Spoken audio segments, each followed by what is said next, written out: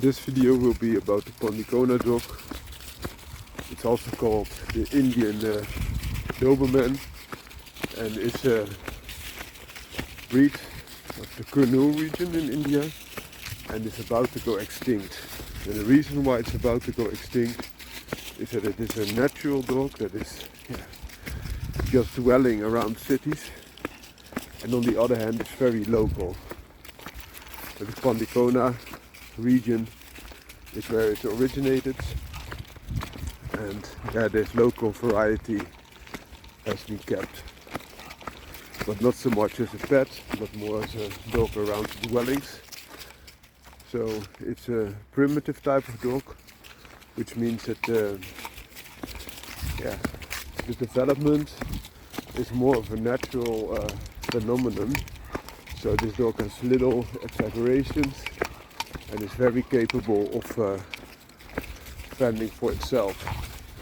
It is a combination of a dog that is very good at hunting, it's more of a sighthound, and also a dog that's good at protecting, otherwise they would not be tolerated around the villages. So you get a dog which has next to its build also other similarities with the Doberman. And why is this?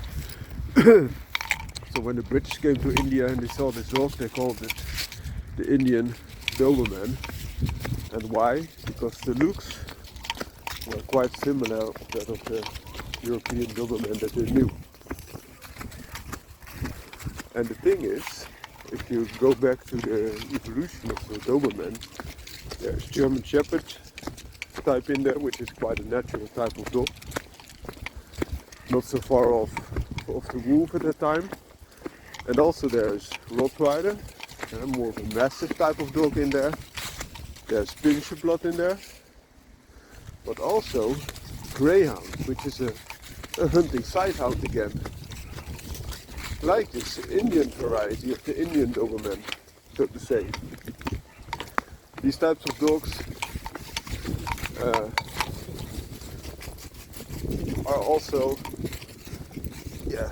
left so much to interact with the genetic gene pool that is present, that you also see some of these dogs that are not that black, some are even white, whitish, some have the hound, so more of the smelling hound type of colorations. Oftentimes they also have scratches on their body, and you might ask why.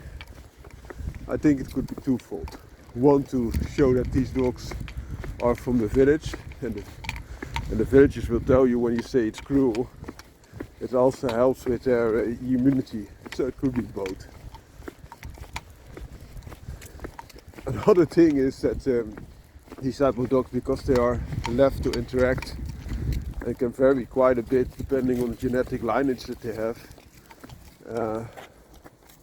Their gene pool is extremely wide, which gives them, even though they are quite a rare breed, a very good genetic gene pool.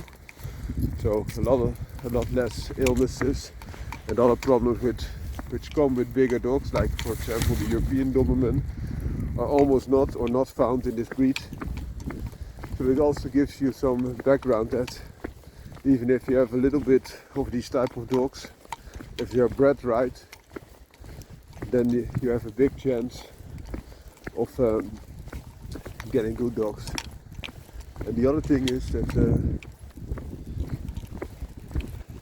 because of the genetic diversity, it's very hard to pin a certain size or especially weight on these type of dogs, because a dog that has a little bit more Molosser blood in there, and I think that the reason why these type of sighthounds are so much stronger than the other sighthounds or running dogs is that there is blood of the Gull Terrier, which is a local type of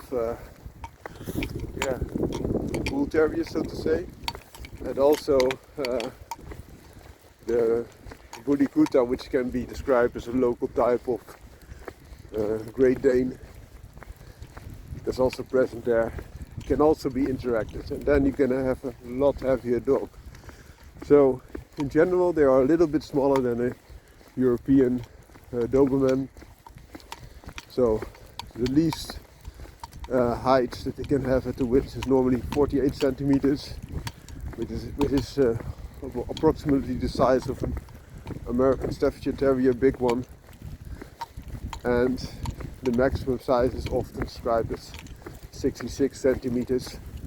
It is about the size of a smaller Doberman male, or more the size of a German Shepherd dog. So that gives you a little bit of scope of the size these type of dogs are known to have. This female also has a little bit of the pincher type of head, which you can imagine that these type of dogs have, because they have this semi-wild primitive nature. These dogs are hard to keep as pets, but they can also be very easy to be kept as pets if you are allowed to have your dogs roaming around, and they stay around the village, and then they take care of vermin, for example rats, rodents, and also because they are quite natural type of dogs, they can even take care of big game like boars. So they hunt in packs then, and they're also a lot stronger than your average running dog, sighthound. So you could compare them with, for example, greyhounds with a little bit of American Pit Bull Terrier bred into it. So for example, a quarter. I think that's about the strength that these type of dogs could muster. But also they're quite capable of keeping your vicinity very safe, because they also guard it. So that's this type of dog in a nutshell. Have a great day.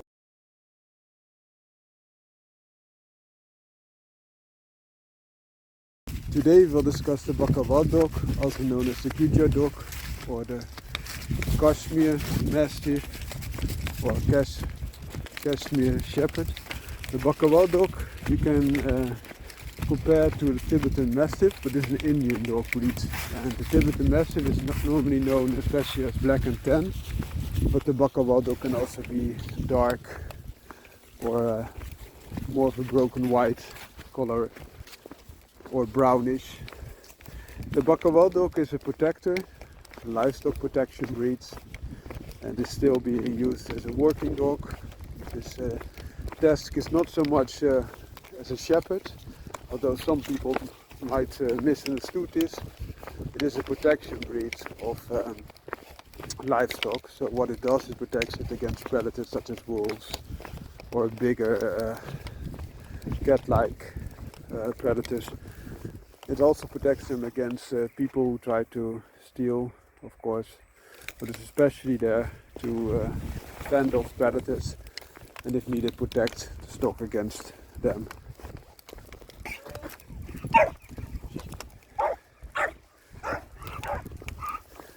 Those white dogs are a little bit less silent as those black dogs are. So the Bakharwal dog is a dog to protect, and as such it has a heavy build, 40 to 50 kilograms about. So a little bit less heavy than the show Tibetan Mastiff, which is not that much worked anymore. If you were looking for a Tibetan Mastiff type of dog, I would really recommend the Bakharwal dog. It has also that longer coat, which is very comparable but not that fluffy. It's more of a functional longer coat to protect them against the elements, especially the cold. Also, this is a good dog for protection of your homestead, because it will take care of the animals that you have there, but as well as your terrain and also the people. It is a dog that's not overly aggressive, but will protect, and can be a danger, of course, if there are passers-by that should not be there, or are anticipated as a threat while they are not a threat. Because if there is a passerby with ill intent, perhaps you might be very happy that you have a dog that protects you. Whereas if you have a passerby that is seen as a threat but is not, this might be a lot less beneficial. Bakharwal dog is a dog that's also capable of guarding the house. There's a very strong bark, deep bark. as I mentioned, it has a strong and heavy body with a snout that is a little bit shorter than your shepherd type of dogs, especially. It's more of a Mastiff type of build, but more at the livestock protection scale. So not the war Mastiffs, but the livestock protection Mastiffs, such as the Caucasian Ovcharka, the Tibetan Mastiff and the likes. This dog can easily be kept outside, especially in a colder climate, because of its good coat. However, please take into consideration that coat, which is quite long, will also become dirty. So if you want to keep them in-house, this could be a consideration. And also if the heat is a big factor, that big coat can also be a compromise for the dog, because it can get heat stroke because of its big size and also very heavy coat. There are some things that you can do about that. For example, get a dog with a lighter coat, and also keep your dog in a fit form, so not too heavy, so that they can easier dissipate the heat, and of course offer them shelter against the heat and enough water. I hope you liked this video. It's a rare breed, please check it out. Have a great day.